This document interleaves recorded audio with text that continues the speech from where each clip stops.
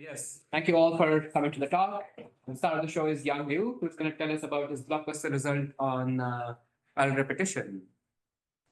Thanks, Pravesh, for the intro. So yeah, I'm going to be talking about some kind of parallel repetition today.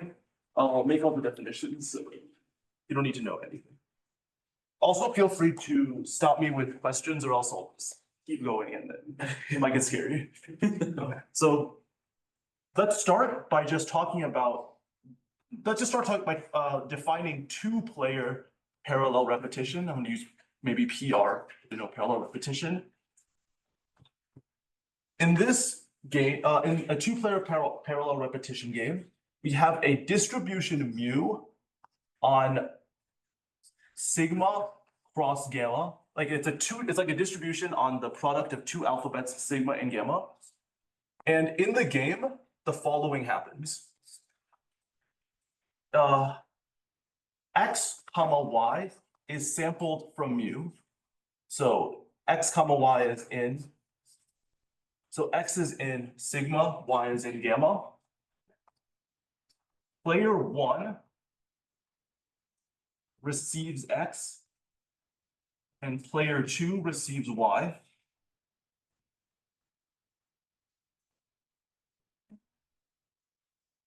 And then player one responds with some answer, f of X. I'm writing it as f of X to emphasize that the player one's response is a function of his input X. And let's just say that this is in some answer alphabet, sigma answer. Once again, arbitrary finite alphabet. These are all finite sets. So just think of them as finite sets of size 100. Okay. And similarly, player two responds with g of y in some answer set. During most of this talk, these answer sets will be some finite Abelian group. You can even think F2, but for the generality, at least at the start, these are just arbitrary alphabets. And then finally, they win if the evaluation of some arbitrary predicate V on the inputs X, Y, and answers F of X and G of Y is 1. This is just a completely abstract game. They win if their answers are good. And let's let the value of the game, I'm going to let G denote a game, and I'm going to say the value of the game is the maximum winning probability. Does that abstract definition of a game make sense? Good. The probability is over only the distribution mu here. That's right. That's a good point. The only randomness in the game is over the distribution mu. So the strategies F and G are just completely deterministic. So you can another way to think of it is that I want to find some deterministic assignments F of X and G of Y that just satisfy as many of these conditions as possible. That's another way to view it. Good. There's a natural question that arises, which is, what if this game gets repeated n times in parallel, and how that affects the winning probability? A little more formally, what is an n-fold parallel, an n-fold repetition?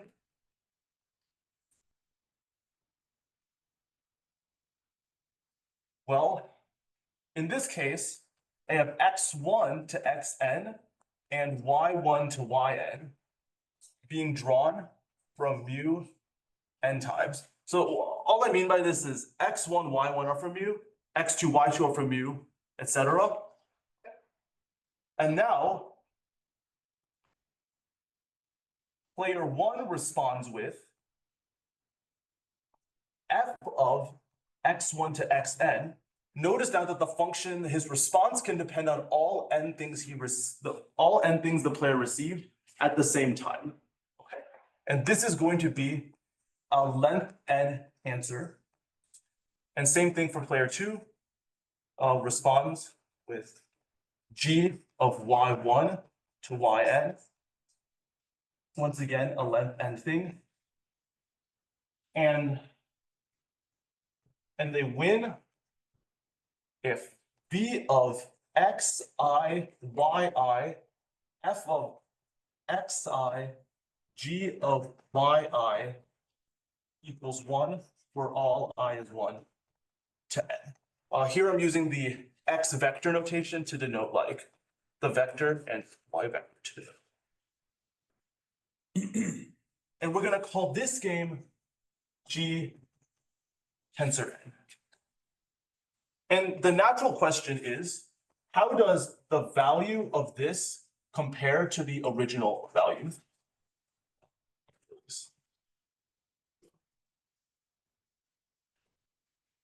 So I guess the natural question is to understand this, the value of the n-fold repetition game. It might be naive to expect that the value of this game, okay, well, it's not difficult to show that the value of this game is at least the value of the original game to the nth power. That's true because I can just play each coordinate completely independently, and then that's what you achieve. Now, the more interesting question is whether the reverse inequality holds, or whether like equality holds, and that is false. There are example games where it is not true, even with n equals 2 and like alphabet answers of size 2 or something. There's simple examples where it's not true. However, it is true that the value is exponentially decreasing, and this is a fundamental theorem of von Ross, that if the value of G is less than 1, there is a constant C less than 1 such that the value of the n-fold repetition is less than C to the n most C to the n.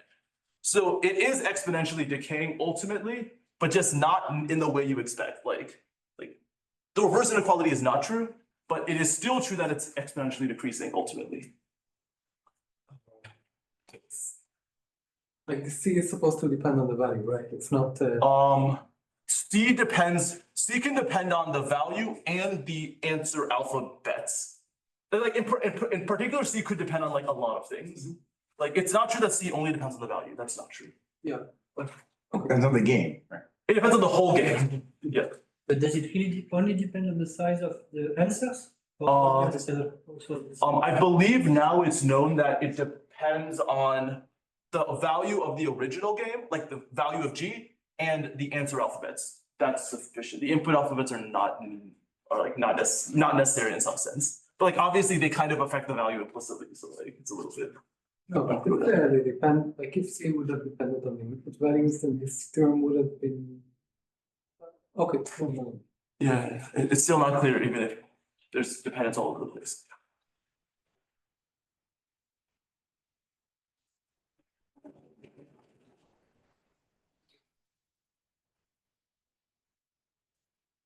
I guess just to say a few words at this, I should mention like what's a reason you might want to prove this theorem. It has a lot of applications in PCPs, for example, and other things. I can maybe give an example if people are interested. Do you want to see an example like how one might attempt to use this theorem? Maybe. Okay, maybe I will give an example of how one would use this theorem.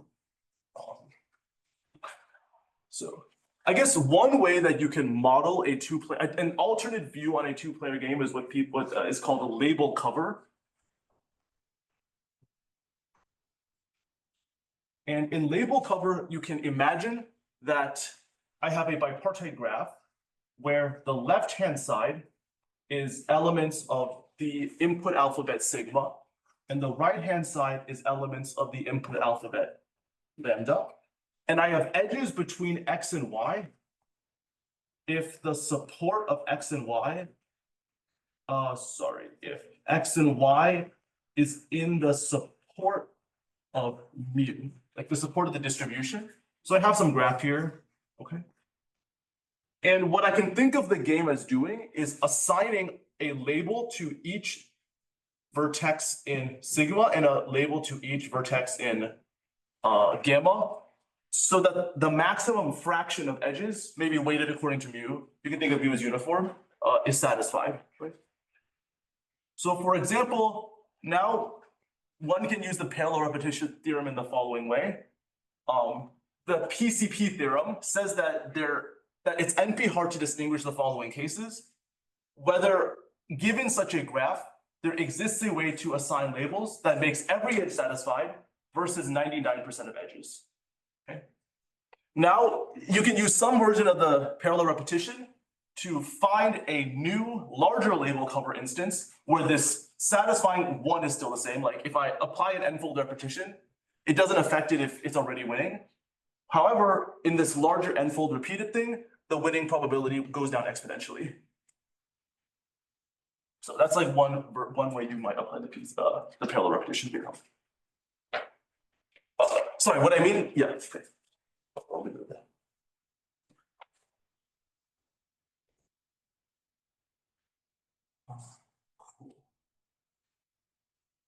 The goal of what I'm going to talk about today is not parallel repetition for two-player games, which at this point is already quite well understood.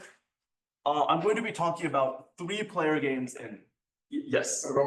One more question. Is it kind of efficient in the sense that if I give you a strategy to beat the parallel repetition game better than C to the N, you can generate from it something that beats the original game efficiently? Oh, sorry, I didn't think about. I didn't think about that. Is that? Do you know? I'm not sure. Proof goes, but I'm not sure. That's not necessary for the it's- application. The proof is constructing it, but there are lots of randomness, so I'm not Yeah, sure. no, it's just efficient. I wonder if it's used in some. If it's necessary. Sure. But later. Okay. Yeah, I'm not sure. I don't think for the PCP application it's necessary. It's not, because you just want to show that there's no sign. You don't care. If it's efficient to find it, and from a proof point of view.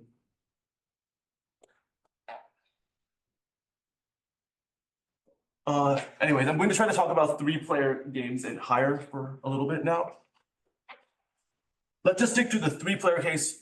Like you can imagine generalizing this setup I described here to a three-player setting where now I have X, Y, Z sampled from alphabets, sigma, gamma, and something else, which I'm going to write.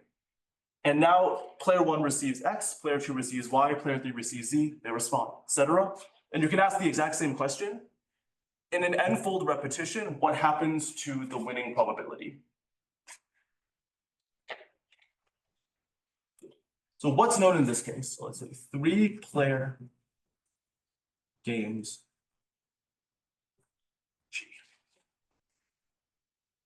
It is known that the winning probability of a n-fold repetition indeed decays to 0.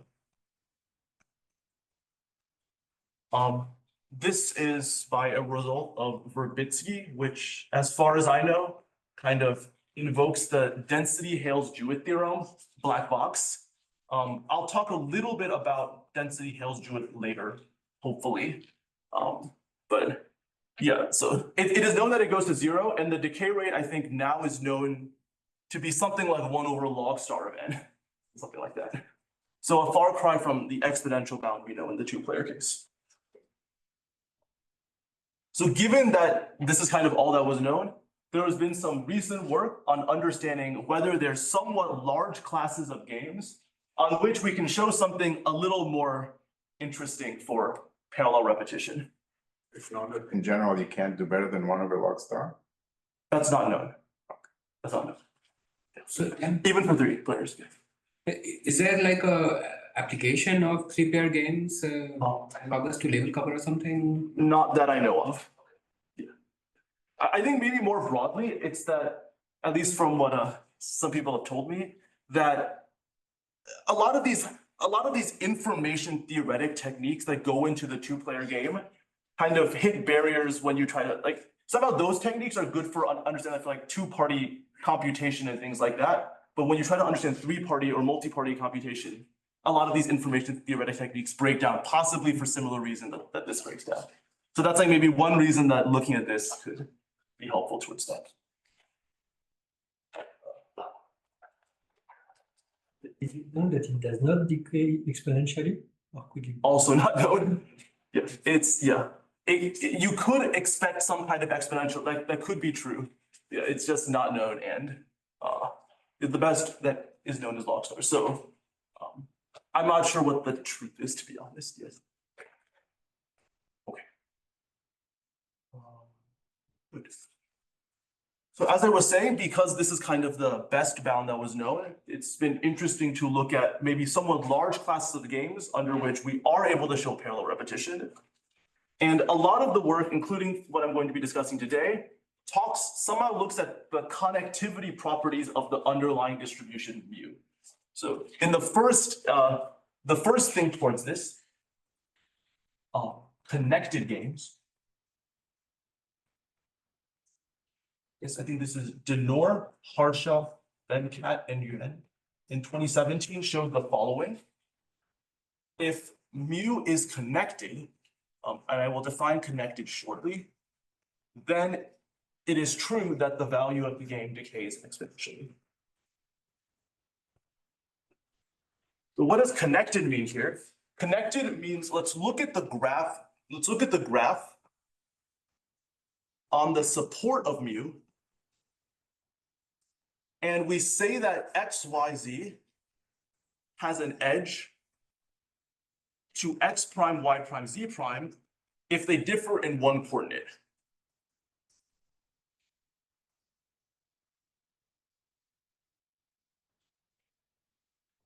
We have a graph on the support, and if you can change one coordinate at a time to reach everything else in the support, then we say the game is connected. And in this case, the games do satisfy an exponential decay.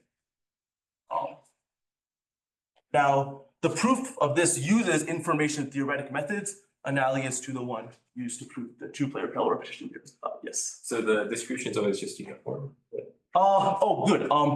Let's assume that later we'll see why, if you don't care about like precisely how C depends on like the value and things, if you just want to show that C is less than 1, then the distribution does not matter. How should I put this? Whether the value of the game is less than 1 only depends on the support, right? Yes. Yeah. So somehow like it doesn't affect whether it decays or not. But we'll see that later. It's not too hard to see. So this is known. If the game's connected, let's assume uniform distribution, then the value is exponentially decaying. And the proof uses information theoretic methods. Now, actually, yes. what does one coordinate mean again here? Just oh, this is the fact just about the base game. Base game. Okay. Yeah. It's like a fact about the distribution of mu. Like we should be thinking like, does the distribution of mu, its support satisfy good connectivity? And if that's true, then something. Yeah. Good. Now there are examples of disconnected games that are somewhat natural that don't fall under this theorem, and possibly for a good reason. Let me give you one example game that came up recent, that has come up in recent works, called the GHZ game.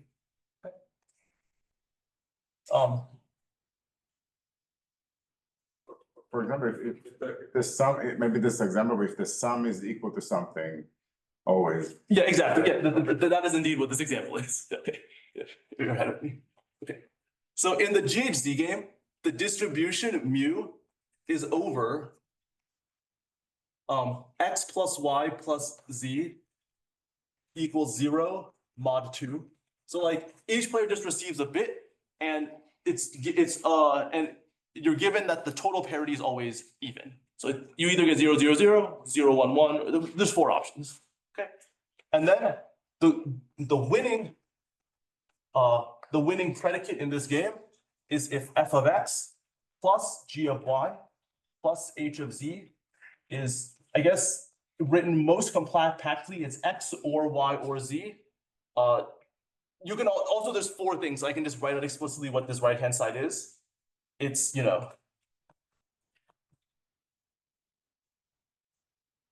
equals 0 if they're all 0, and it's 1 otherwise.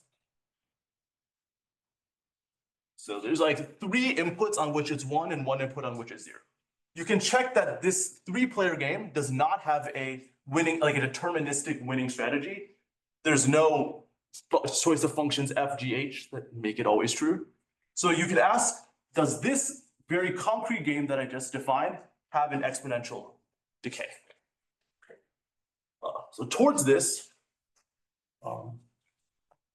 Holmgren and Raz in some papers showed that the value of this game, I'm going to call it GHZ, is at most polynomially decaying. And then Braverman-Khot-Minzer showed that in fact the value is exponentially decaying. And this proof uses ideas from additive combinatorics. So I'm going to hopefully get to explaining how this proof works eventually, but it ends up being very natural once you view kind of the study of these type of games in the right framework. Yeah, okay, yeah. I'll hopefully get to that later.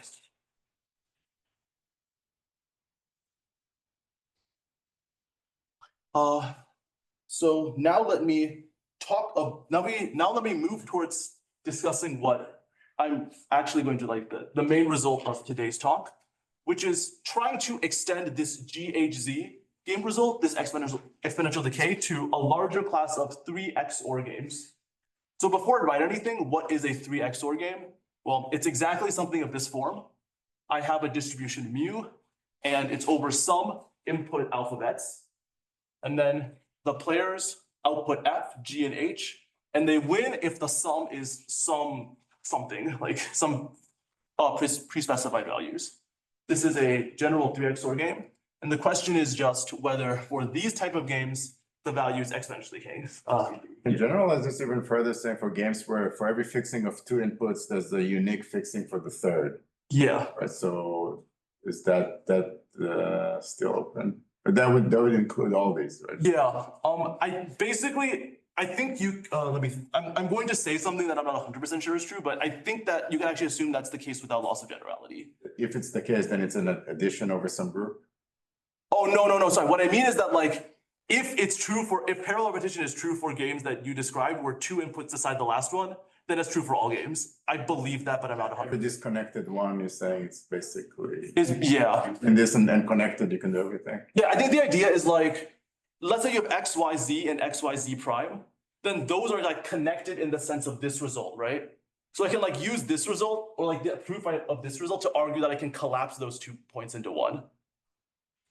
And you can do this on every coordinate. And like, I need to do this a finite number of times. So, you know, I'm kind of okay, just keep losing like constants in n.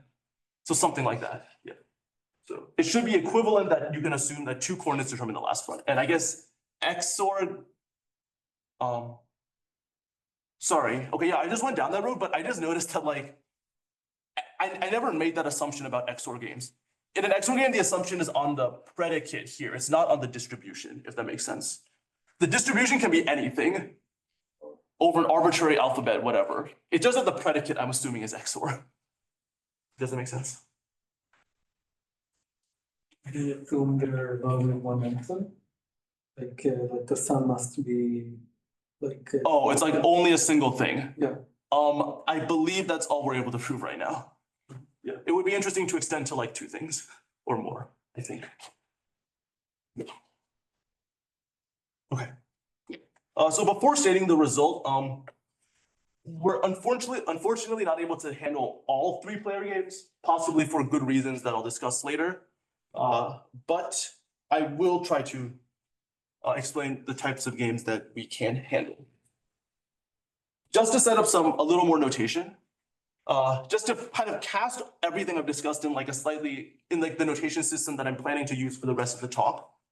I have a distribution mu over sigma, lambda, and phi, I guess is the notation I'm using. Okay. And then the strategies will be f from sigma to the n to a to the n. A here is just a finite abelian group. And we can have G and H. There is no loss in like content from just assuming A is F2 basically. And I'll be working with that for much of the talk. And then the players win if F xi plus gyi plus hzi equals t is going to be the target right-hand side of xi, yi, zi for all. So this is an n-fold repeated three-player game.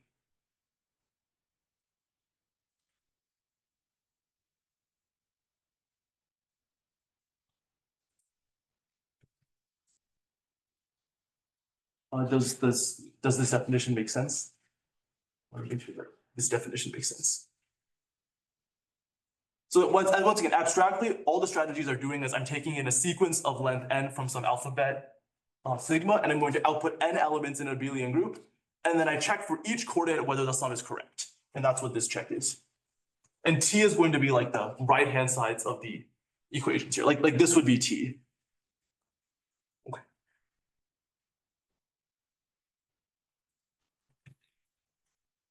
A useful concept in a lot of these proofs is going to be the idea of an embedding of a distribution.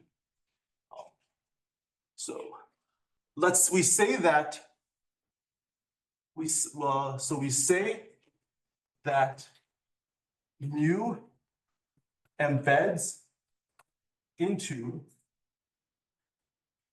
an abelian group, let's call it H, if the following is true. There are maps sigma, gamma, and phi. Sigma is from the first alphabet to H. Gamma is from the second alphabet to H. Phi is from the third alphabet to H. Such that sigma x plus gamma y plus phi of z is 0 for all x, y, z in the support of mu. And I guess sigma not all constant.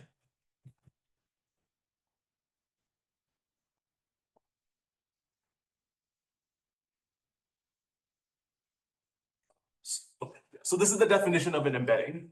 We say that, once again, that the distribution mu embeds into some abelian group H. You should think that H is either a finite group or it's Z, basically. Those are like the two things to think of. If there are maps from the first alphabet to H, the second to H, and the third to H, such that for any X, Y, Z in the support, that the sum is actually equal to 0. So it kind of gives a way to like assign things to distributions that look like H. Okay. So at this point, I can state the main theorem. The main theorem is that if mu does not embed into Z, like the integers, and the value of G is less than 1, and G is a 3 XOR game, then the value of the n-fold repetition decays exponentially for some constant C. Okay. So that's the theorem statement. I just wanted to make sure that everyone understood the theorem statement and this concept of embeddings before continuing any further. And so if you have any questions about these, let me know.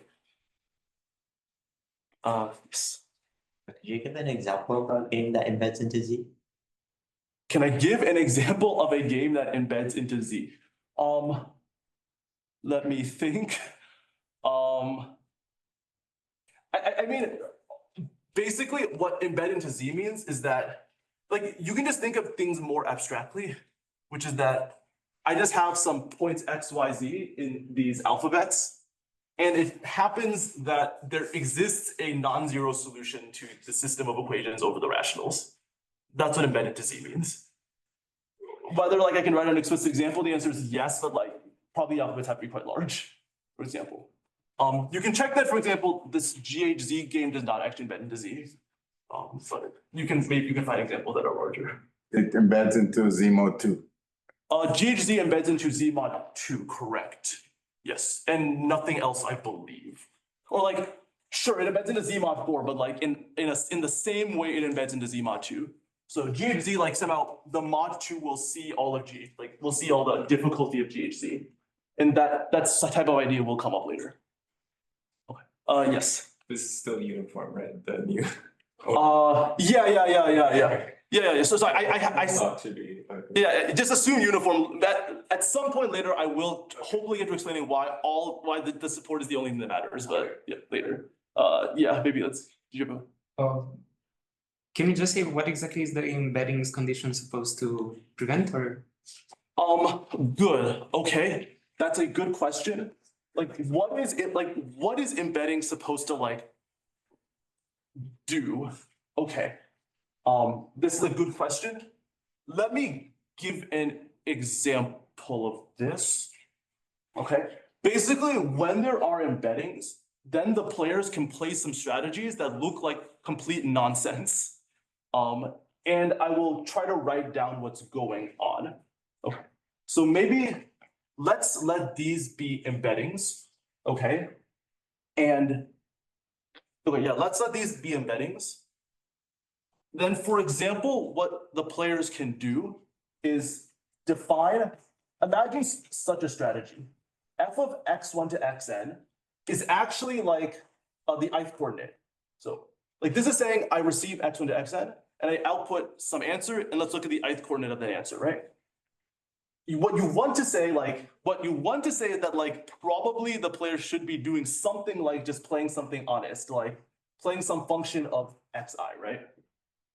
But if there's embeddings, what the player can instead do is play some more nonsensical thing where I actually play like I play something depending on the ith coordinate, and then I play an embedding of x1, and then like an embedding of x3, and an embedding of x7 or something, right? Okay. And then this other player, same thing, I play some faithful ith coordinate, and then some other embedding of x1 of x7, and then same for the last player, maybe like phi of z1 plus phi of z3 plus phi of z7, and then once again some like faithful strategy where you actually play using coordinate wise. Okay. Now notice that when so you notice that when I add these three equations, that depending on what the group H is, these things might cancel, right? Because I'm 0.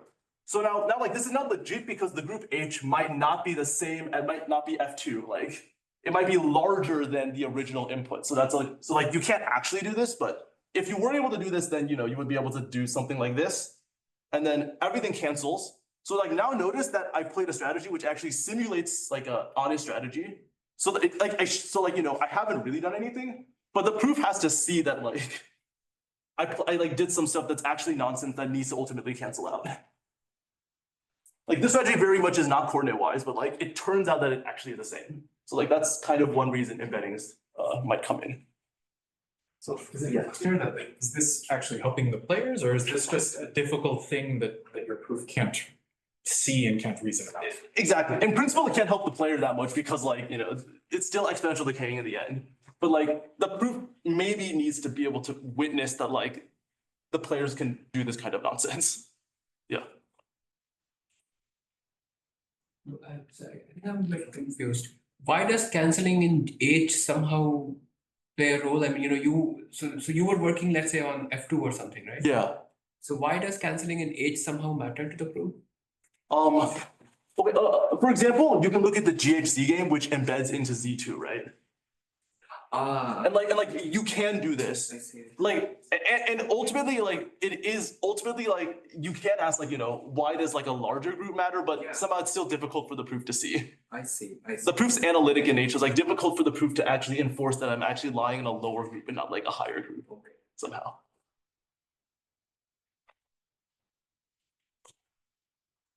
Okay, anyways, so yeah, that's a theorem statement. And let me make a couple notes about the theorem. In particular, let me make a couple of notes about the theorem, in particular on this line of embeddings, this like.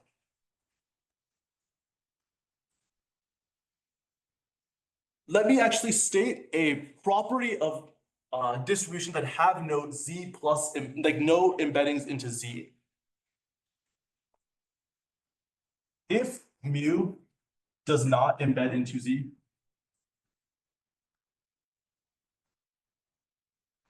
then mu is pairwise connected.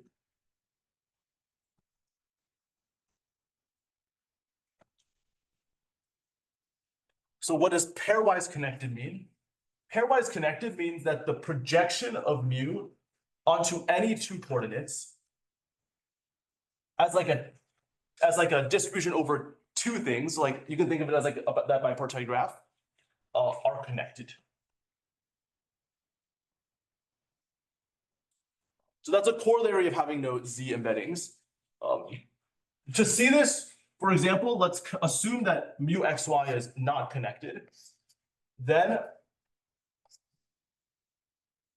like what's happening is I can partition the xy graph into two chunks like this, where all the edges are either between here and here.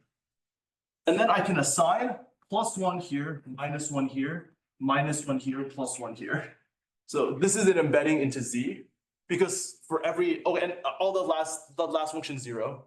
So for all edges, the sum is 1 plus -1 plus 0 is 0. And these are not constant. So like, if I have no embeddings into z, then I'm pairwise connected. But I just want to notice no pairwise connected is like a useful property. So pairwise connected once again means when I project into any two coordinates, that distribution is connected. And you can see that it's true, for example, for the GHZ game, because the projection onto any two coordinates is complete. Like for any x and y, I can set it to be 0, 0, 0, 1, 1, 0. So that is connected. And pairwise connectivity will be a thing that comes up. So once I've noticed this, let me say a couple more notes about the main theorem. So towards this, there's two possible things you can ask for removing in the main theorem. One is like remove that there's no z embeddings from the theorem. And two is remove pairwise connectivity.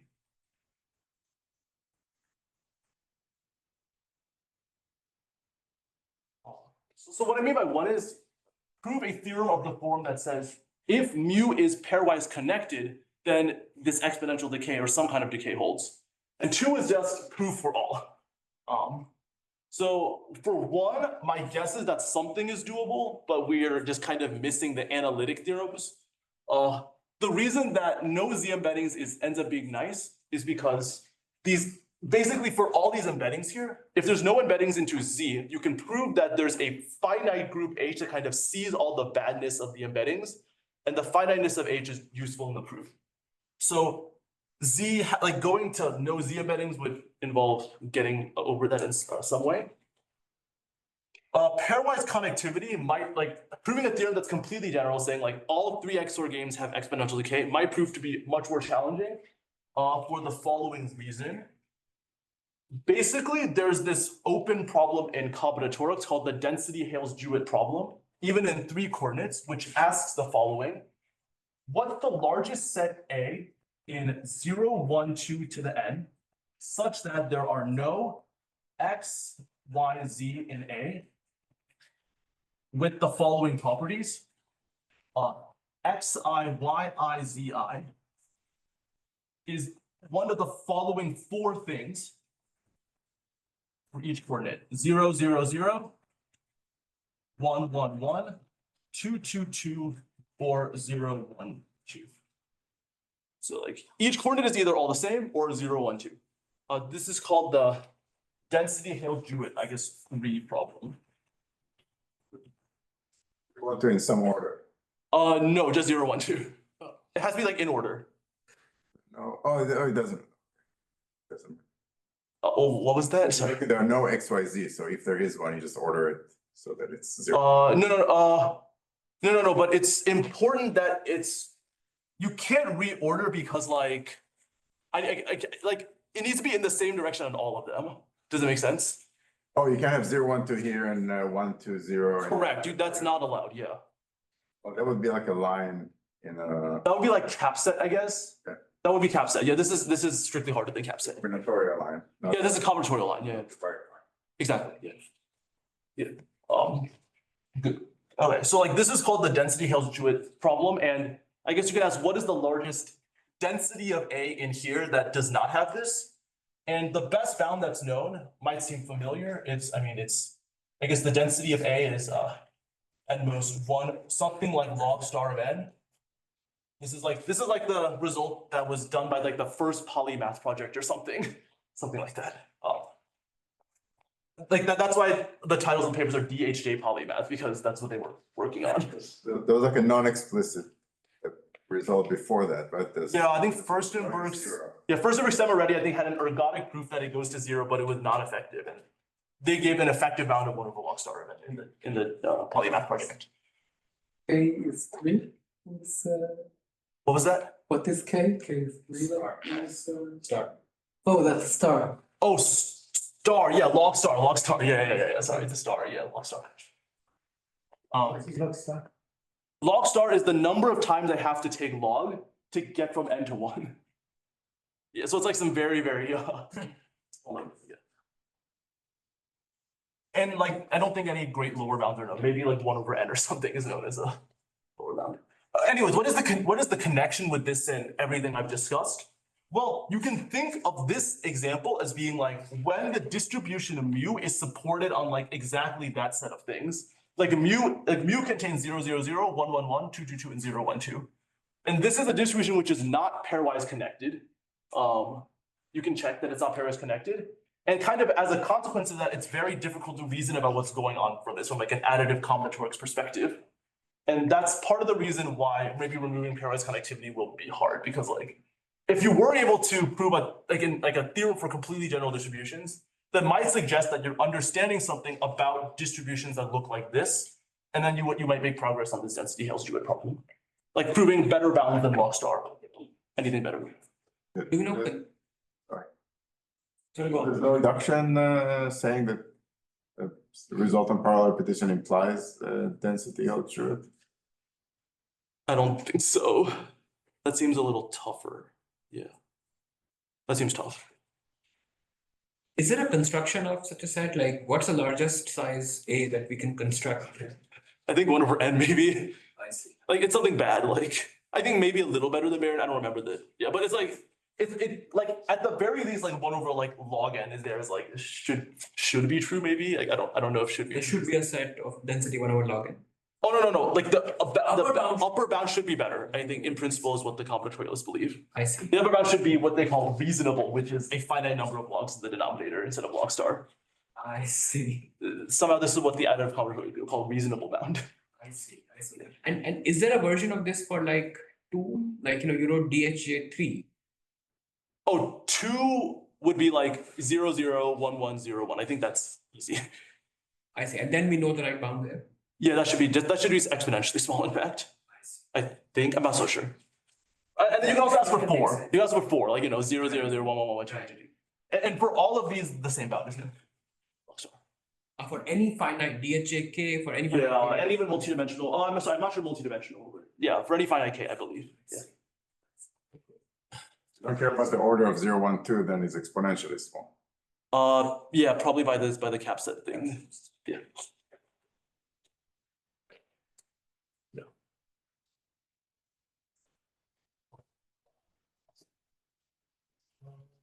Okay.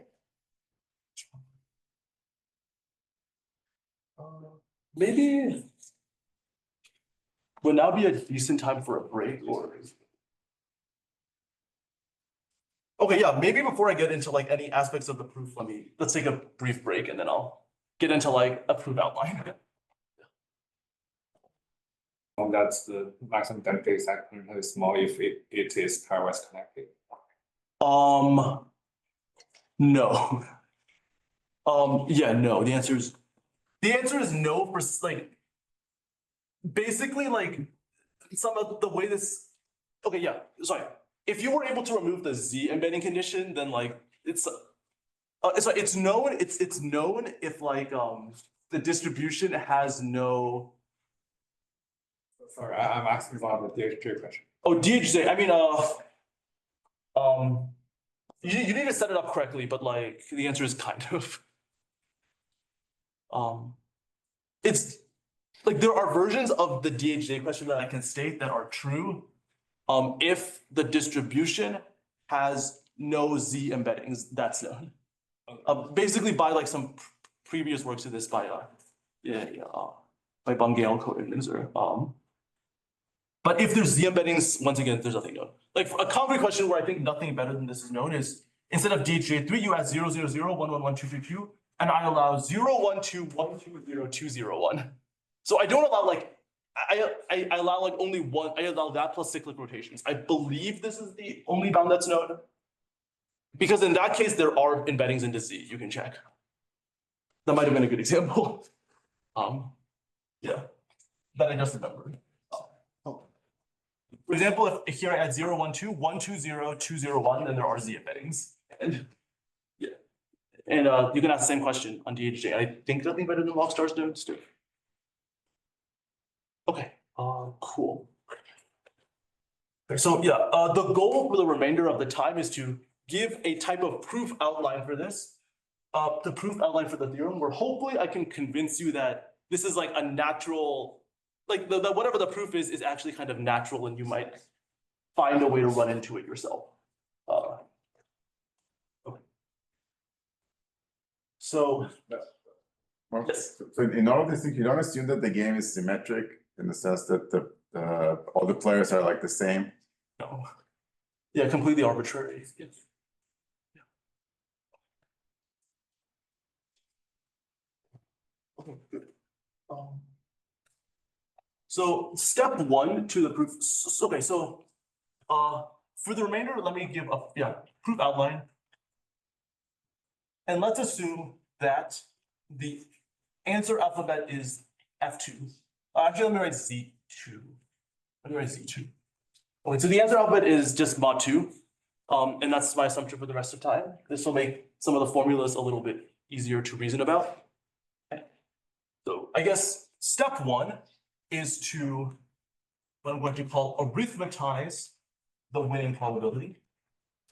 So I want to write down some analytic quantity that expresses the probability that strategies F, G, and H win some game. Okay. And here's going to be the formula. It's not too difficult to understand. I'm going to let S be a subset of 1 to n. You can think of this as like the Fourier character. And I'm going to define,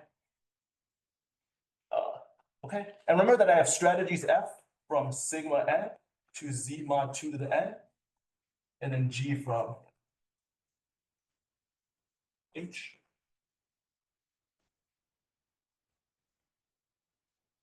And I'm going to define capital F of S as a function on X. So it's a function on sigma to the n still, and it's going to be the following.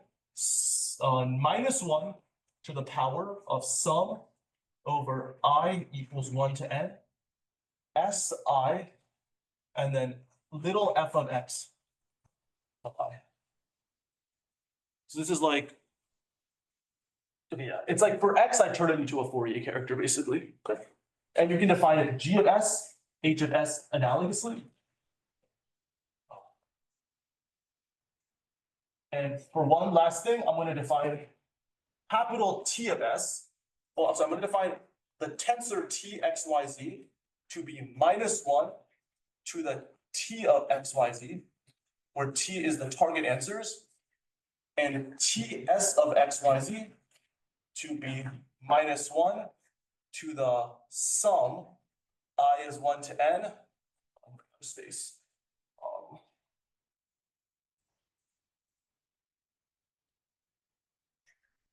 And T of x, y, z, you can think of it as a 3 tensor. It's -1 to the power of the answers. And T of S of x, y, z is -1 to the sum I equals 1 to n. Si T of xi, yi, zi. So So I'm just turning all the F2s into plus minus ones. That's all I'm doing. And I'm encoding things with like a set S, okay? And hopefully this makes more sense when I write down the next equation. Wait, when you say S is contained inside the set of. Sorry. Yeah, S is a 0, 1 string, so like it corresponds to a Fourier character. So now claim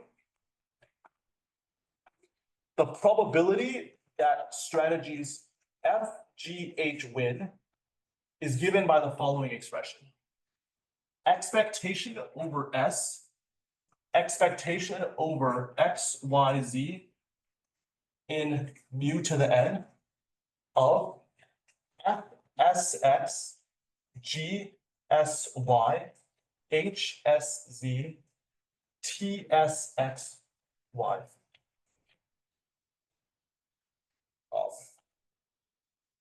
Maybe I'll let everyone like sit on this formula for just a little bit. I don't really want to write out a proof because it's going to be kind of unwieldy. So maybe I'll let everyone sit on why this is true for a little bit. The point is that maybe this is it's easier to see. I mean, it's easier seen when I reverse the order of this expectation, when I reverse the S in that. So this is saying like a fix in X, Y, Z. I want to test whether the sum is correct in every coordinate. Then this is equivalent to just looking at a random subset S and like testing whether the XOR is correct. Because if the XOR is, if I'm wrong at some coordinate, then a random XOR is going to be even and odd with probability 1/2, and otherwise it's actually going to be 1. So that's why that formula holds. And then now it's nice to flip the S and the distribution. Okay. So like this is step 1, is to just arithmetize this. Okay. And now what is the intuition for the rest of the proof? Well, we have this 3 tensor expression on the inside, right? And you might hope that something of the following is true. Imagine that the size of S is 1, or that like I have a 1-dimensional expression on the inside here, right? I claim that the value of that's actually strictly less than 1. Why is that true? Because the game has no winning strategy, right? Like the game has no winning strategy, so the value of the tensor is strictly less than 1. And thus you might hope that like if I take S to be large, like the size of S is large, like about n, then I prove some kind of tensorizing statement that this inside expression decays exponentially with the size of S, and then the proof concludes. Okay. Let me try to like execute that type of proof for the 2-player case a little more concretely, and then maybe we'll go from there. Before you go, Yes. just have a question about this this capital T tensor. Yeah. In the exponent, you have T of X, Y, Z. Yeah. But here is, T is defined on Xi, Y, Zi. So Yes. is it on X, Y, Z? Oh, sorry.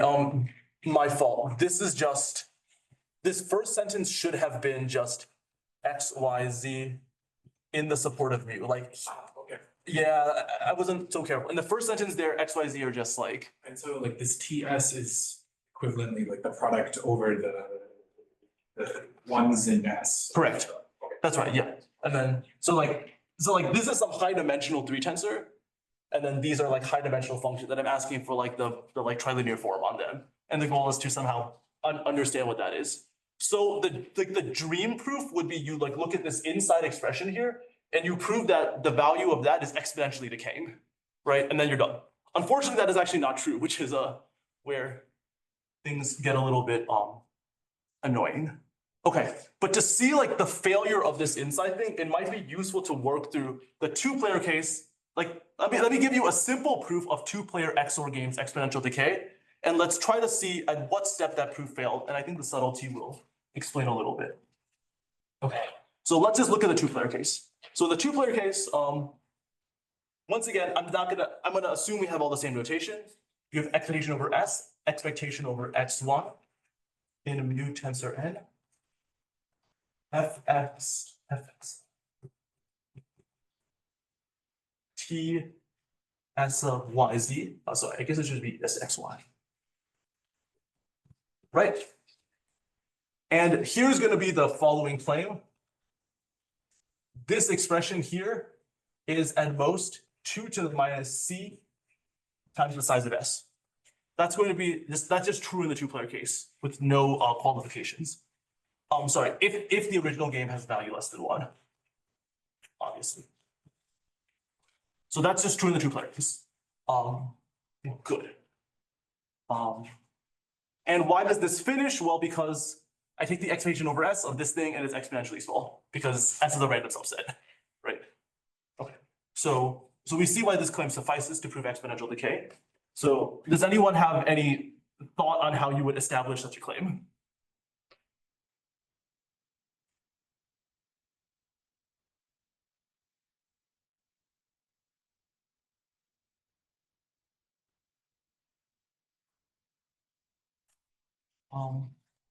The idea is just that, well, this is some type of matrix form, right? So if I'm able to somehow if I'm able to establish that the max eigenvalue of this thing is less than 1, then I'm immediately done. You need to like reweight things to put it into L2 the right way, but that basically just works. Okay, the reweighting is because Fs and Gs are supposed to be plus minus 1 functions, while is that what you mean by reweighting? No, reweighting, I mean oh yeah, sorry, F and G are, yes, they're plus minus 1 functions, while you actually want them to be L2. Yeah, you want them to be L2. So you like need to weight by like the probabilities that things are in X and Y. Yeah, so the rows of the matrix could have different weights, so you want to reweight so that they basically are roughly the same. Yeah, by like the square root of the probability, like the marginal or something like that. And then that proof goes through. Okay. Let me not do the whole proof. Okay, let me not do the whole proof. But let me try to okay, yeah. Let me By the way, Jan, is that the Dilworth's Fourier idea or? it's a little different, I would say. I think their idea, it's not really this. I think their idea is more spectral graph theory. This is a little more specialized to XOR is my opinion. Yeah. Okay, anyways, so, okay, yeah, let me just, proof. So like, the proof shows some singular value less than 1.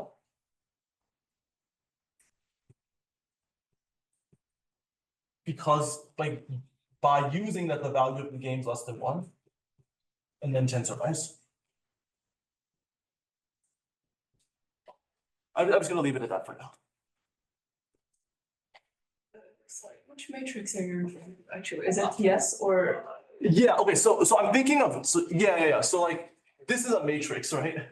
TS is a matrix. You can think of the matrix TS as the following matrix. I have right. So TS is the following matrix. It's going to be T. Okay, so like T is also some matrix, right? Let's assume mu is uniform, so I don't need to worry about like mu when interacting with T. Let's assume mu is the distribution is uniform. So TS is going to be T, tensor T, and then tensor like a bunch of 1s, right? Like and 1 is like everything's 1 over and over. So that's what TS is. The claim is that if the value of the original game is less than 1, then the maximum singular value of T is less than 1. That's the claim.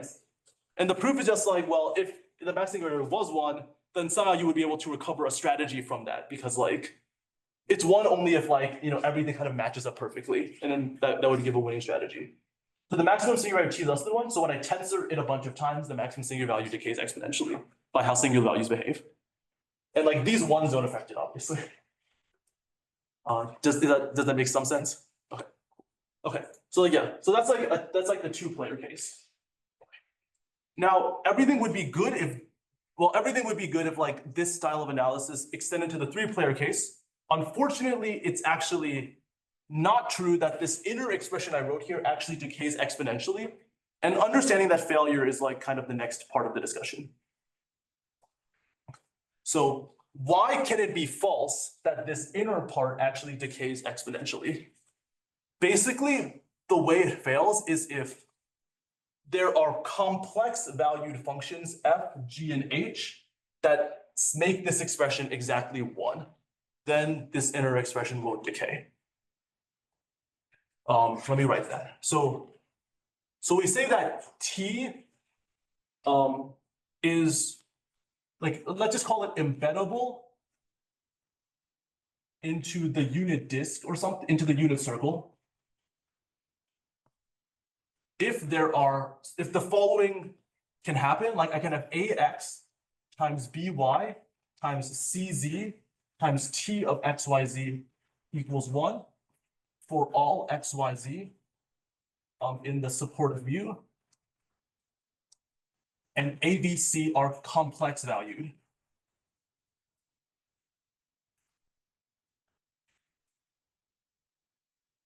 So this is just a definition. I'm saying that T is like embeddable to the unit disk if there are like solutions to that. So what does that mean? That means that at least when S equals 1, if F, G, H are complex valued, that the value is not going down, right? So why does this not happen in the 2 case? Well, notice that if I have A of X times B of Y times T of X, Y is 1, and A and B are complex, well, because T is real in the 2-player case, you can check that I can like round any complex solution to like a real solution. So this actually just straight up cannot happen.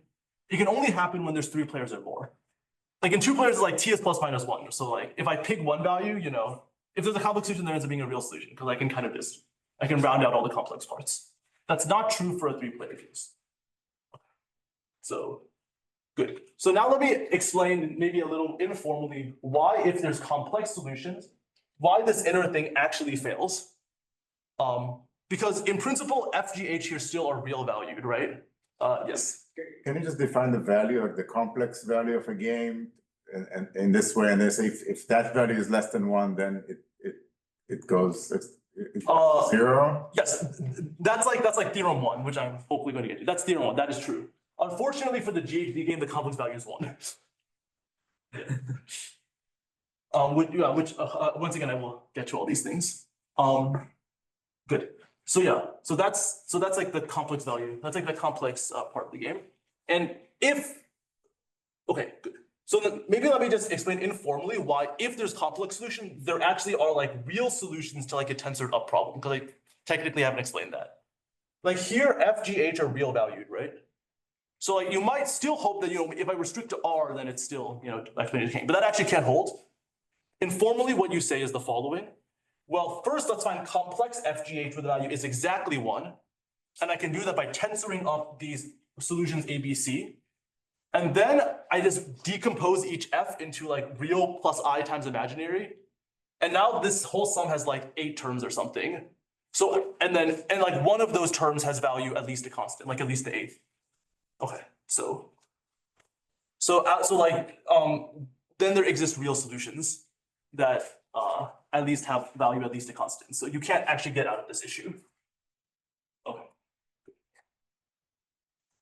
Okay, good. Okay. So now let me state like a theorem 1.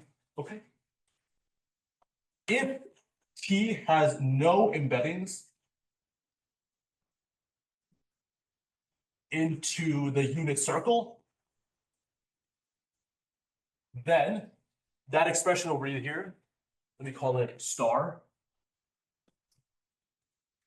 Then star in absolute value is at most 2 to the minus C times S for any complex value, like for any FSGH that map to the unit disk. Like map to the unit disk. Like absolute value. Okay. So that's like theorem 1. Okay. So as Zev was saying, this kind of says if the game has complex value less than 1, then we're actually done. Then we do have exponential decay. So now the remaining question is to handle games whose complex value actually equals 1. And now, well, the GHZ game is indeed an example of a game whose complex value is exactly 1. And that explains why these tensorization analytic strategies kind of might have failed in the first place in the GHZ game.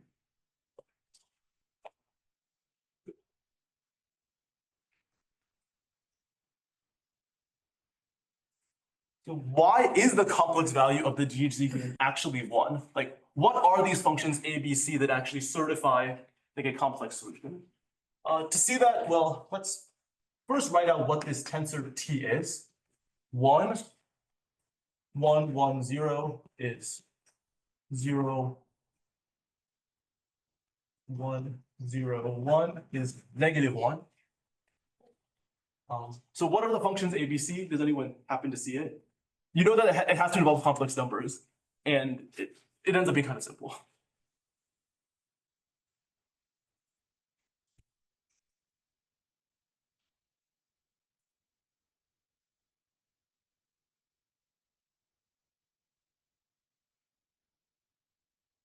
Just I To the X. I to the X, great, okay. So we set A of X to be I to the X, and I guess like A equals B equals C. Okay. And now how does this, okay, so like, why is this true? I mean, I think you see it now, but let's write it out. So you get that AX, BY, CZ is I to the X plus Y plus Z, right? Which is exactly.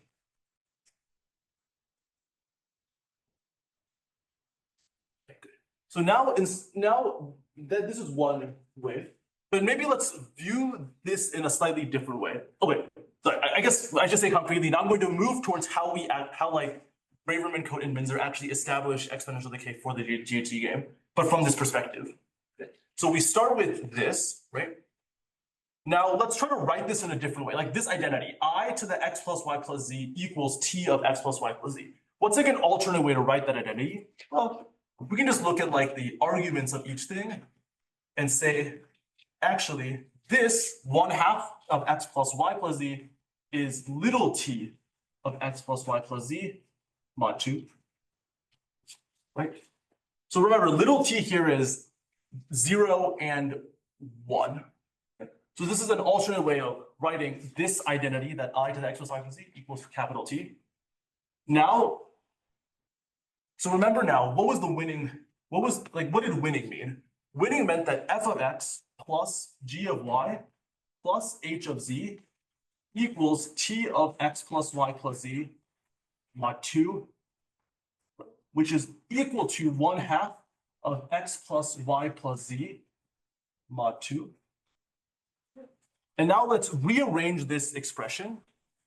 I'm going to write it the following way. 2fx minus x plus 2gy minus y plus 2hz minus z equals 0 mod 4. Okay. All I did is multiply both sides by 2, change the mod 2 to a mod 4 because it multiplied by 2, and then subtract off the x with y plus z anywhere. So now we have this, so now like this, that's what winning means, right? We win if this is true. So what's an alternate way of viewing this now? Let's define the following function f tilde of x as a map from z2 to the n to z4 to the n as exactly what you expect. F tilde x equals 2fx minus x, right? So what is this saying? Winning, the probability I win, let's call it epsilon, is the probability over x plus y plus z is 0. That f tilde x plus g tilde y plus h tilde z is 0 mod 4. Well, we're like the mod 4 means in every chord I'm taking mod 4. Okay, so like this is like, so now we've taken the original GHZ game and we've written in this like, in this way, okay. And now the remainder of the way that, this is basically what Braverman-Khot-Minzer did. They use basically powerful tools from additive combinatorics. If I get to it, I'll try to explain how the proof works. Especially now we have polynomial Braverman-Khot-Minzer, so like it's even easier, but you don't actually need it. Basically, there's a way to like use polynomial Braverman-Khot to say that now f tilde must look like a homomorphism from Z2 to Z4. Okay, what property do all homomorphisms from Z2 to Z4 look like? Well, all the coordinates must be even. Okay, and now let's look at what f tilde actually is. F tilde is 2fx minus x, right? What fraction of the coordinate of the points here have all coordinates even? It's exactly one of them, when x is all zeros. So that means that, you know, this epsilon needs to basically look like 2 to the minus n, and then you're done. So that's like the way the GHZ proof works. Okay, before I continue, did anyone have any questions about like that brief discussion? might have been a bit much.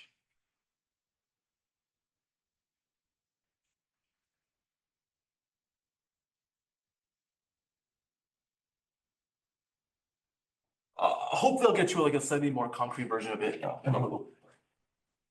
That's the overall idea. Okay.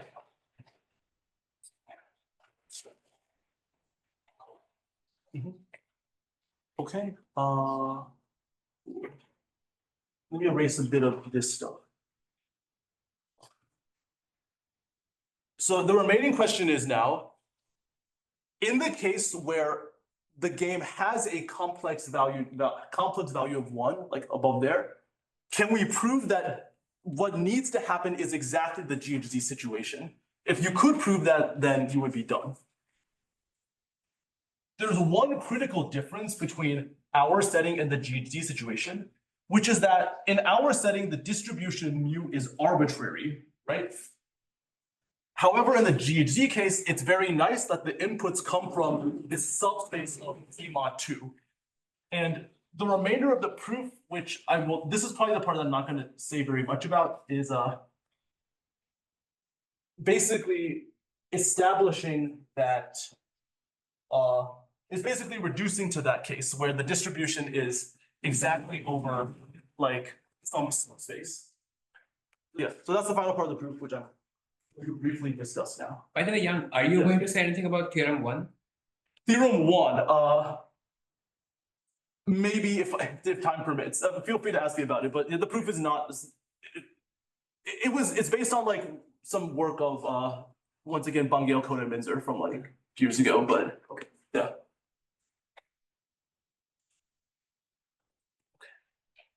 Okay, so yeah, now let me explain like reducing to a subspace. This is kind of like the final step.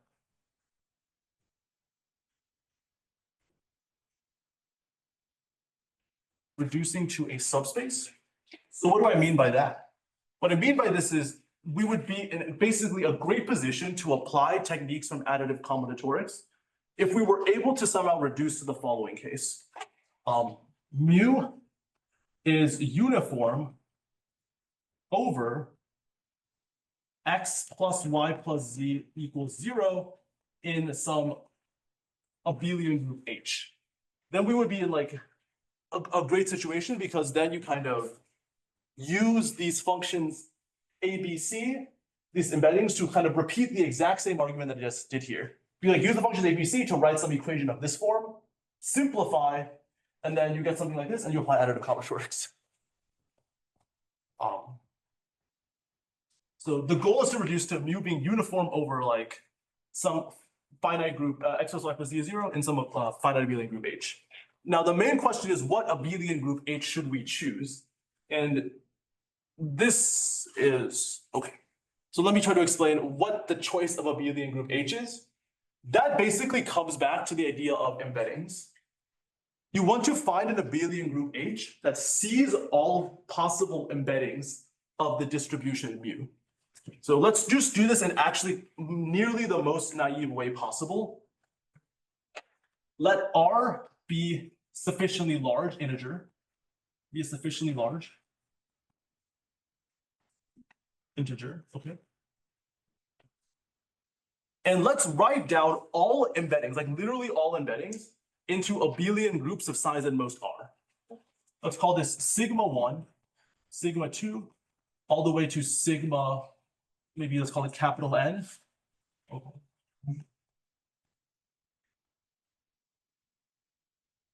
B1. And these are all embeddings into abelian groups of size at most R. And capital N is the number of such groups, or like the number of embeddings, okay? And now we're going to define something called the master embedding. This was all defined in like some previous work of embedding, you just mean like functions or homomorphic, embeddings in this notion. So like embeddings in that notion, just like arbitrary functions whose sum is 0. Yeah. The sum to 0 if and only if it's in the distribution, or for everything in the distribution? Just everything in the distribution and non-constant.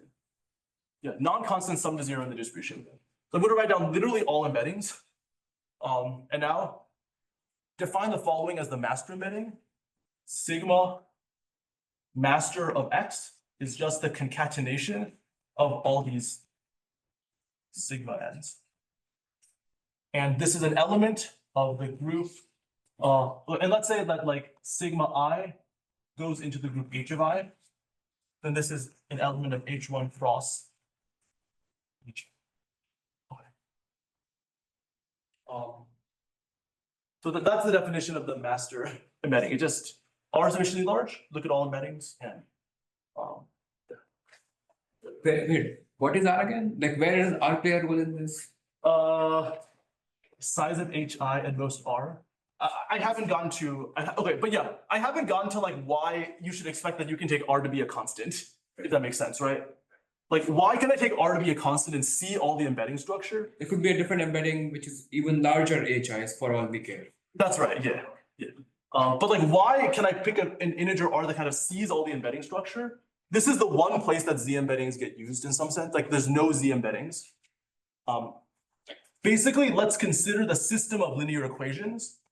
Phi of X plus gamma Y plus phi Z is 0, like over Z this time. Because there's no Z embeddings, this system of equations is non-singular in some sense, right? Like, there's a unique solution. So this system of equations has a determinant. But like, let the matrix M be the one defining the system of equations. Then you can basically take R to be the determinant of something like M transpose M, like something like that. It doesn't really matter how formally you set it up. The point is that this system of equations has a matrix M that's non-singular. So the determinant of the matrix is some positive integer R. And that integer R is going to be the one that, like, you know, that's chosen here. And you might expect that if you, with a little bit of work, you can prove that then if I go up to that size, I capture all the, all the obstructions. Okay. Oh, by the way, this is all stuff that was done in like a previous work of like Braverman-Khot-Minzer. I'm just repeating it. Okay. And finally, what is that? What is the abelian group that we're going to? What is the abelian group H here that we're going to try to? What is the abelian group H that we're going to try to establish view as uniform over? Well, H is going to be the span, like whatever set is generated by the master embedding of X for X.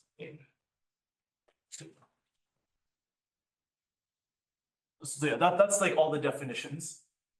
Basically, I look at this master embedding. I look at the thing that the elements of X generate, and that's going to be the group H here. That's going to be the goal. I'm probably not going to. Okay, we'll see. I'm probably not going to explain too much.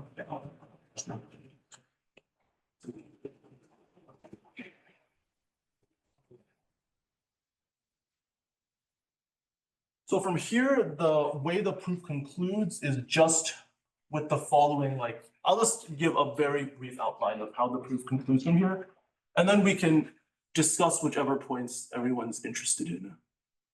Okay. So here's how the proof concludes from here.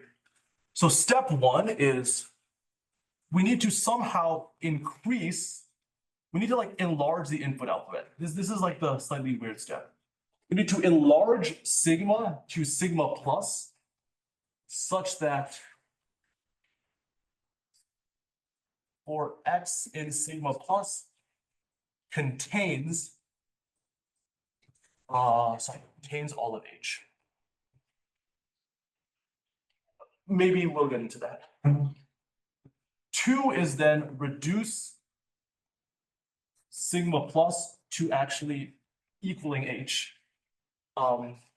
This is by some argument similar to theorem 1.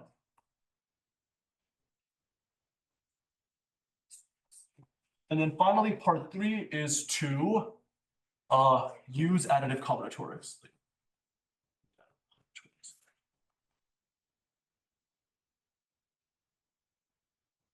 Once mu actually is this distribution.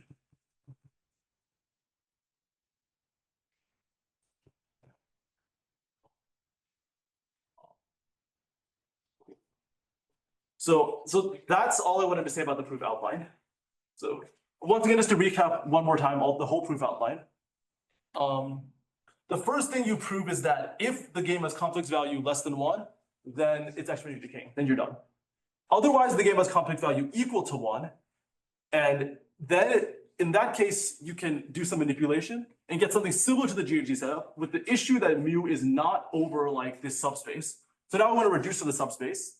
The question is, what is the group that defines the like x plus y equals 0 subspace I'm working with? It's going to be this group H defined as like concatenating all the possible embeddings and taking the generating, like the whatever they generate. And then the remainder of the proof is actually proving that you can reduce this case by enlarging the alphabets and doing some more manipulations. So that's like the whole proof outline. Okay. Now I guess the question I had is, out of this proof outline, what did people want to see a little more detail about? There's a few different places. One is like the proof of theorem 1. The other is like how to actually do the additive combinatorics argument, maybe in the GHZ case a little more formally. So I guess these are both possible things. Yeah, of course. Like you defined the group H very formally, like you haven't said how you picked R, but you like basically engraved it, but yeah, like what's the property that you're looking at the moment? Okay, yeah, that's a good question. That is something I completely forgot to mention. What is the property of the group H that's important? The main property is that basically sigma m of x prime equals sigma m of x if and only if sigma x equals sigma x prime for all embeddings sigma. That's the property. Like sigma x, like x and x prime, if there's two elements x and x prime, they agree on all embeddings if and only if they're master embeddings into the group H. That's the property. You can differentiate by any embedding if they agree or no. That's right. Yeah. So this proposition is not about just the small embeddings you consider. This is true for all embeddings. All, even large, yeah. So this is what you mean by seeing all embedding structure at whatever R size things. Exactly. Yes. Exactly. Okay, so like how does this feed into point 2? You basically prove that because x prime and x agree on all embeddings, you can't like see the difference between them, that I might as well have just collapsed those two to the same coordinate. And that's how this part 2 will work. Part 1 needs to work by something a little different, but like you need to like making it large is like different from like shrinking, but shrinking holds because of this property. So yeah, good question. Okay, any other questions before I maybe go on to maybe one of the parts? So just looking again at part 1, you're going to define like a new game with more alphabets, so the value can just increase a priori. I guess what you would want to prove is that if the original game had value epsilon, the new game has value at least like epsilon to the 10. Mm-hmm. Yeah, but the alphabets now are larger. Mm-hmm. Yeah.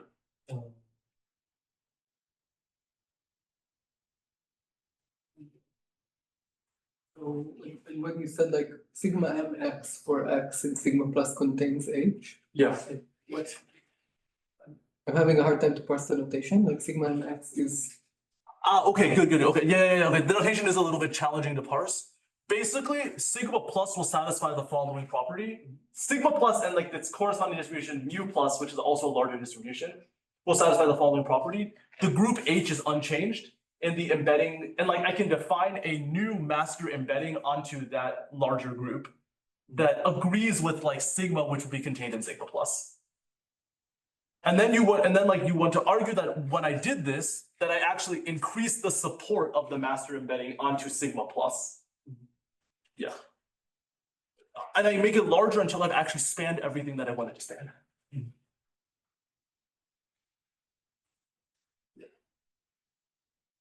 Say a bit more about why do you need the first step of enlarging the alphabet? Yeah, good. So what does step 2 say? Okay, sorry. So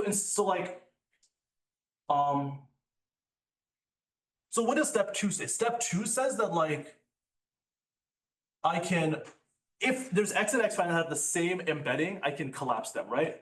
However, like maybe in the original distribution, I don't see all possible triples of x plus y plus like for x. So like that means given x, y, z in the original distribution, I can collapse it to like the point sigma x, gamma y phi z. I can just collapse it to that, right? But I want to argue that sigma x gamma y phi z actually hit everything in the subspace to run the additive combinatorics argument. So that's the goal of step one. I enlarge the distribution mu until I actually hit everything in the subspace. And then you can actually successfully run the additive combinatorics argument at the end. So you want to hit everything in the space of H in some sense? I want to hit everything of the form x plus y plus z equals 0 in H. Yeah, because that's like a good subspace that I can actually reason about in the end. So now just to conclude, let me say a couple words about how you do one, and that connects a little bit to like the first stages of proving theorem 1.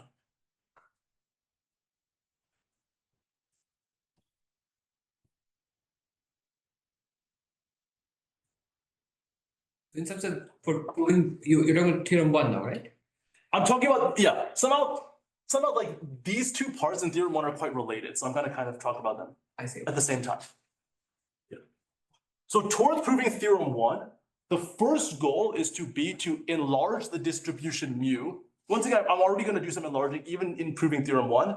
I'm going to enlarge the distribution mu so that mu of yz, like mu of the last two coordinates, is going to be a product distribution, like a complete product distribution. So that's actually step 1 of the proof.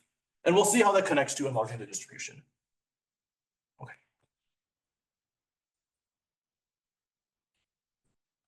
Product. That's step 1, making it a product distribution. So here's vaguely how you do it. I'm going to describe the process. I won't really prove to you that this process prove too many properties. Well, let's consider the following graph. We have, and you have y and z. So the way to model this is going to be the graph of mu y z, the mu onto the last two coordinates. And I'm going to make an edge between y and z if it's in the support. And on that, I'm going to write x. The thing is, like, I have a graph, and then each edge has a label. Okay? So x is sigma. So now from this, I'm going to create sigma plus and mu plus on sigma plus in the following way. I start at some point y1, z1, x1, and I make a path of some length. Okay, so y2, y3, z2, z3, x2, x3, x4, x5. Okay. I'm going to make some path in this graph. And then in mu plus, I'm going to put the following point. So sigma plus then contains x1, x2, x3, x4, x5. Like it contains a symbol called x1, x2, x3, x4, x5. And mu plus let's call this x vector. And mu plus contains x hat y, y1, I guess, z. So let's say I pick 5 as my number, like length 5. Then I take a walk of length 5 in this YZ graph, and then I make a new symbol in sigma plus, which is just the labels of the x's on that path. And then the distribution mu contains that sequence of x's, the starting point and the ending point. So that's the enlarged distribution. Okay. And I guess if you want to be formal, I can define what the target value of this is.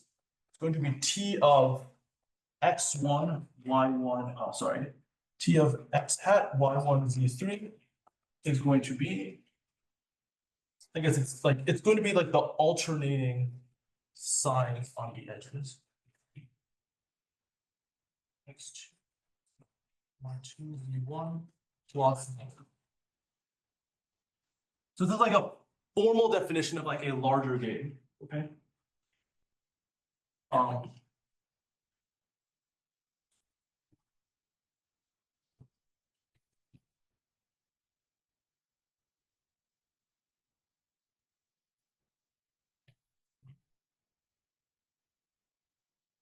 Okay, I guess claim the new game value of G tensor n is at least the original game value, which I'm going to call epsilon to the O of 1. That I'm not going to prove. But like doing this path doesn't really affect the game value.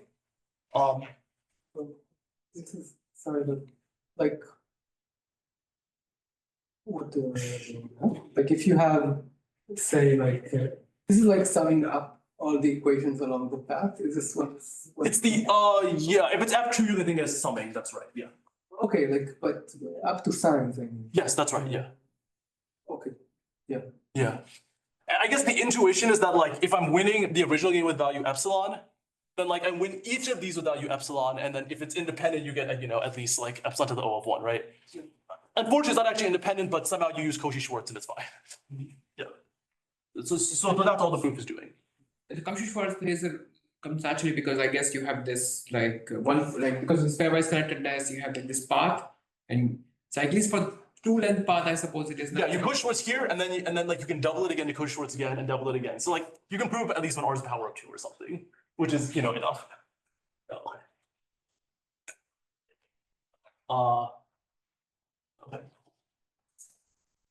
Now notice that if you take R large enough, what happens?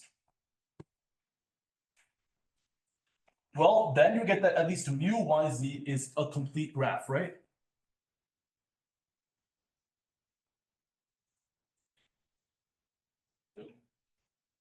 Well, because there's a path between any two vertices then, and I'm allowing myself to repeat edges. So like, you know, once I've connected, I'm never going to disconnect again because I can always just go back and forth on an edge. So if R is large enough, then it's a complete graph. Sorry, I should say L. L is going to be like the length of the thing. It's going to be a complete thing. Good. So now I want to make it actually a product distribution from it being complete. This is something called the random restriction trick, which once again, the idea is simple. It's kind of, I feel like it's getting a little late to introduce new things, but yeah, okay. I mean, the idea is like, let's say I have some distribution mu, and I can write it as alpha nu plus like, let's say 1 minus alpha times nu prime.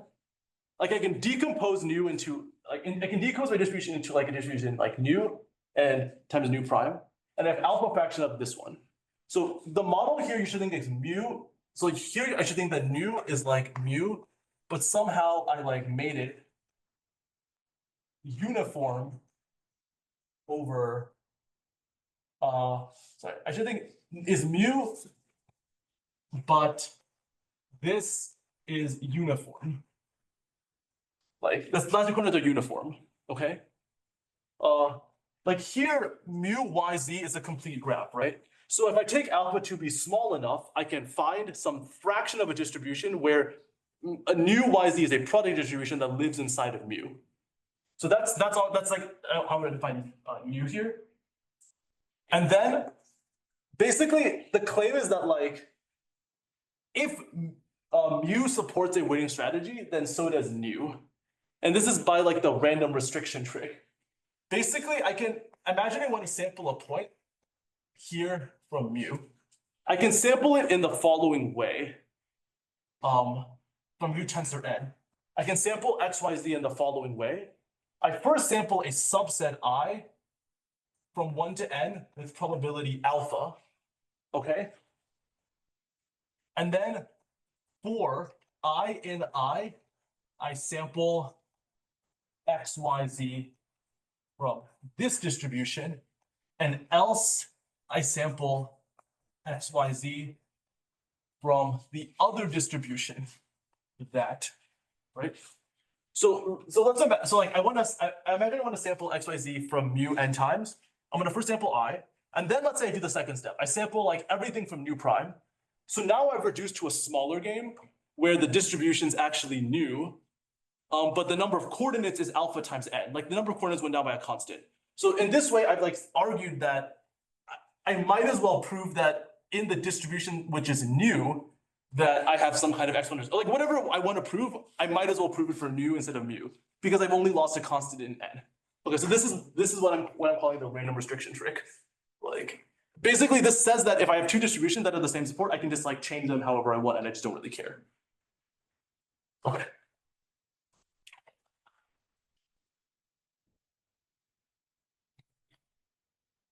But this also, in some sense, is a proof that uniform distribution on mu is without loss of generality. Correct. Yeah. I mean, but like you do need to use this a few more times because even if the original distribution is uniform, after I do this path trick, it's not clear that mu yz is uniform still, right? So you might need to like repeat the random distribution trick one more time to like actually get it to like when mu yz is uniform. Okay. Okay. Okay, and now towards theorem one, basically here's the starting point of like, okay, now I'm basically at the starting point, which is the challenge in proving this theorem one is that f, g, and h are complex valued, and the challenge is that f, g, h are L infinity bounded, not L2 bounded, right?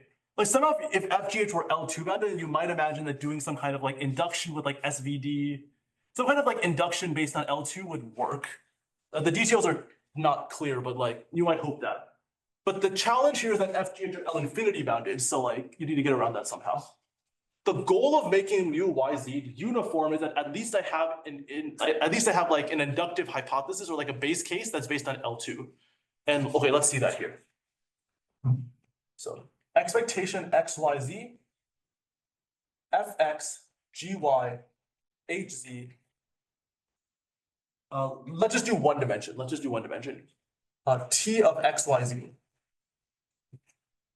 By Cauchy-Schwarz is at most expectation xyz in mu f of x squared, expectation g of y squared, h of z squared. Right? This is by Cauchy-Schwarz. I'm definitely missing some powers. Okay. This is one because f is L2 bounded. And now what about this expression? Well, note that mu is a product distribution. So this actually splits perfectly. And now both of these are one again. Okay, so at least like now we have like an inductive hypothesis where like all the functions are L2 bounded and not L infinity bounded. Or like we have a base case where that holds. Okay, and that was the goal of getting mu to be uniform. Okay, then after this, basically the way the proof works is you check that like this can't hold. Equality equals 1 cannot hold because the game has value less than 1, or like, sorry, I guess by the complex value less than 1 condition. Then you check that this is less than 1, and then you try to do an induction by doing SVDs on f, g, and h. Like, what I mean by this is f is a function from sigma to the n to c, right? So I can view f as a matrix over c to the sigma cross sigma to the n minus 1. So I do an SVD on one coordinate at a time, and I try to use induction from n to n minus 1. That's like very vaguely what's happening, but like it's not easy. Let me just leave it at that. Okay. Cool. Okay. So that's like all the outline I wanted to say about theorem 1. And So actually, yes. Why doesn't something sillier like separating, like fixing an x and then looking at it as like a quadratic form in y and z somehow work? I mean, it must fail. Clearly, you're doing something more clever. I think the challenge is that, okay, yeah, I look at it x in a quadratic form in y and z, but I think what can happen is that the spectral, so T is a 3 tensor, right? Yeah, so each of the slices has like spectral norm 1, even though the whole damn thing is like going to be smaller. That's right, yeah. Yeah. Yeah, but somehow, yeah, this proof gets around that issue. Yeah. But yeah, once again, this is only for 3 tensors. Like if it's a 4 tensor, I don't know how to say anything. Oh, really? This is even like true in like the previous work of Braverman-Khot-Minzer. Like it's not clear what you do with the 4 tensor. Like at least what they tell me is that something like as k gets larger looks like Gauer's norms or something, and then it's not clear what's going on. Okay, maybe I shouldn't say too much. Okay, so I guess that's all I want to say about theorem 1. And final point about enlarging the distribution mu. I'm just gonna say hand wave a few more things. Let's go back to this path trick. Okay, and let's see what happens when I do a path trick, like how this path trick affects the distribution and affects sigma m. That's going to be the final thing I'm going to say, and then you might understand what I mean by enlarge. Maybe let's write it here. So what is sigma m of x arrow? Well, you can check that it's actually this. It's like the alternating sum of the sigmas.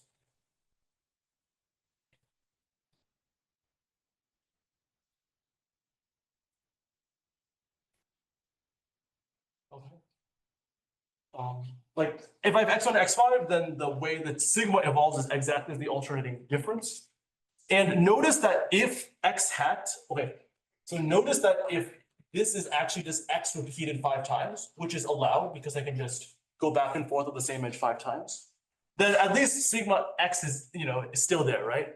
So this could potentially contain more things. And it contains more things in the sense of like, I'm like adding a bunch of stuff. So I'm like slowly spanning more things in H. So that's the basic idea. Like you need to actually set it up in the right way, but basically what you end up proving is that if I do this path trick enough times on X, Y, and Z just in the right orders, then eventually everything gets large enough that I contain all of H, and then the proof's done. Yeah. Okay, I think that's all I should say. And okay, yeah, thanks.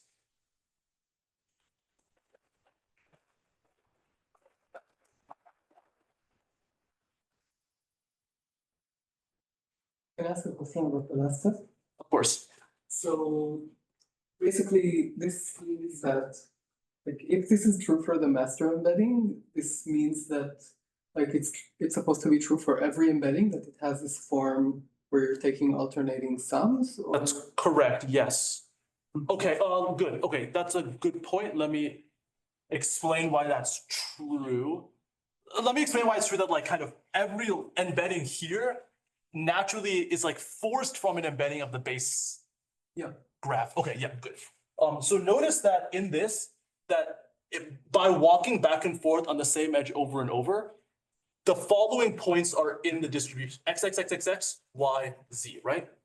For any original x, y, z. So let sigma be the embedding on these points. Well, like let's, I guess, sigma, gamma, phi be the embedding on those points. And now I want to prove that for like a longer thing that the embedding on that has to be the embedding of the original. Okay, let's see why that's true. You do something like you deviate from this XXXXX, like you deviate by 1 edge and then deviate by 2. Yeah, something like that. Okay, maybe let me try to write it here. So I guess sigma,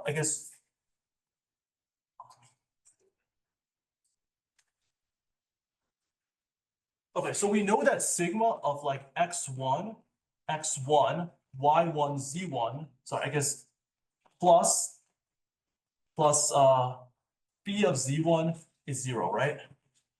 And then you know it's true on the second edge. And you know it's true on the third edge, etc. So I just take the alternating sums and differences. These terms will basically all cancel. And then I'll get something on the left-hand side. And then that's basically what I'm forced to assign for x1 to x5. Because that's also an equation that has to be there. Yeah, okay, yes. So that would be